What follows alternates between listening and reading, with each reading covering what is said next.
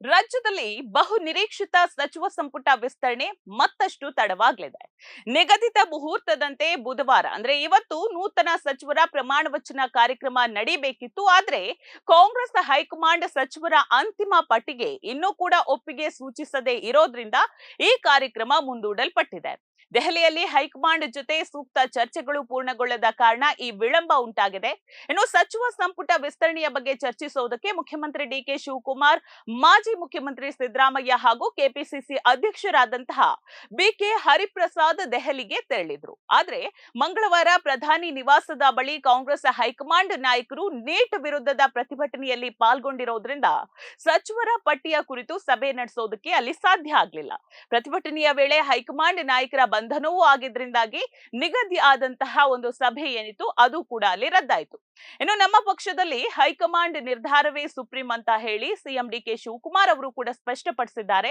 ಸಚಿವ ಸಂಪುಟ ವಿಸ್ತರಣೆಯ ಕುರಿತು ರಾಜ್ಯ ನಾಯಕರ ಅಭಿಪ್ರಾಯವನ್ನ ಪಡೆದು ಹೊಸ ಮುಖಗಳಿಗೆ ಆದ್ಯತೆ, ಜಿಲ್ಲಾ ಹಾಗೂ ಪ್ರಾಂತ್ಯವಾರು ಲೆಕ್ಕಾಚಾರವನ್ನ ಪರಿಗಣಿಸಿ ಹೈಕಮಾಂಡ್ ಅಂತಿಮ ತೀರ್ಮಾನವನ್ನ ತೆಗೆದುಕೊಳ್ಳಲಿದೆ ಅಂತ ಹೇಳಿದ್ದಾರೆ.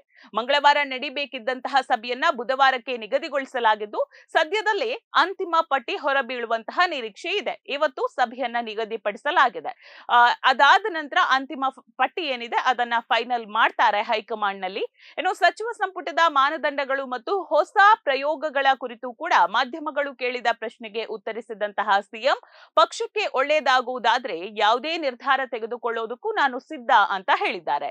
ಹಿಂದೆ ಎಂಎಲ್ಸಿ ಆಗಿರುವಂತಹ ಬೋಸರಾಜು, ಕೃಷ್ಣ ಅವರ ಸಂಪುಟದಲ್ಲಿದ್ದಂತಹ ಚಂದ್ರಶೇಖರ್ ಮುಂತಾದ ಉದಾಹರಣೆಗಳನ್ನ ನೀಡಿದ ಅವರು, ಸಚಿವ ಸಂಪುಟದ ಆಂತರಿಕ ವಿಚಾರಗಳನ್ನ ನಾನು ಮಾಧ್ಯಮಗಳ ಮುಂದೆ ಚರ್ಚಿಸೋದಕ್ಕೆ ಸಾಧ್ಯ ಇಲ್ಲ ಅಂತ ನೇರವಾಗಿ ತಿಳಿಸಿದ್ದಾರೆ. ಇನ್ನು ಸಂಪುಟದಲ್ಲಿ ಬಾಕಿ ಇರುವಂತಹ ಎಲ್ಲಾ 20 ಸಚಿವ ಸ್ಥಾನಗಳನ್ನ ಭರ್ತಿ ಮಾಡೋದಕ್ಕೆ ತಾವು ಬಯಸ್ತಾ ಇರೋದಾಗಿ ಕೂಡ ಸಿಎಂ ಹೇಳಿದ್ದಾರೆ. ಅಂದ್ರೆ ಸ್ಥಾನಗಳನ್ನ ಖಾಲಿ ಇಟ್ಟುಕೊಳ್ಳೋದ್ರಲ್ಲಿ ಯಾವುದೇ ಅರ್ಥ ಇಲ್ಲ. ಸಚಿವ ಸ್ಥಾನಗಳ ಜೊತೆಗೆ ಚೀಫ್ ವಿಪ್, ವಿಧಾನ ಪರಿಷತ್ ಸಭಾಪತಿ ಹಾಗೂ ಸ್ಪೀಕರ್ ಸ್ಥಾನಗಳನ್ನ ಸಹ ಭರ್ತಿ ಮಾಡಬೇಕಿದೆ. ಅವಕಾಶ ಸಿಕ್ಕರೆ ಇವತ್ತೇ ಪಟ್ಟಿಯನ್ನ ಅಂತಿಮಗೊಳಿಸೋದಕ್ಕೆ ಸಿದ್ಧರಿರುವುದಾಗಿ ಸಿಎಂ ಡಿಕೆ ಶಿವಕುಮಾರ್ ಹೇಳಿದ್ದಾರೆ. ಇನ್ನು ತಮಗೆ 136 ಜನ ಶಾಸಕರು ಹಾಗೂ ಪರಿಷತ್ ಸದಸ್ಯರು ಎಲ್ಲರೂ ಕೂಡ ಒಂದೇ ಅಂತ ತಿಳಿಸಿದಂತಹ ಮುಖ್ಯಮಂತ್ರಿ, ಪ್ರತಿಯೊಬ್ಬರಿಗೂ ಅರ್ಹತೆ ಇದೆ ಅಂತ ಹೇಳಿದ್ದಾರೆ. ತಾವು ಮೊದಲ ಬಾರಿಗೆ ಮುಖ್ಯಮಂತ್ರಿಯಾಗಿದ್ದು ಯುವಕರಿಗೆ ಹೆಚ್ಚಿನ ಅವಕಾಶ ನೀಡಬೇಕು ಅನ್ನುವಂತಹ ಆಸೆ ತಮಗಿದೆ ಅಂತ ಮನದಾಳದ ಮಾತನ್ನ ಹಂಚಿಕೊಂಡಿದ್ದಾರೆ.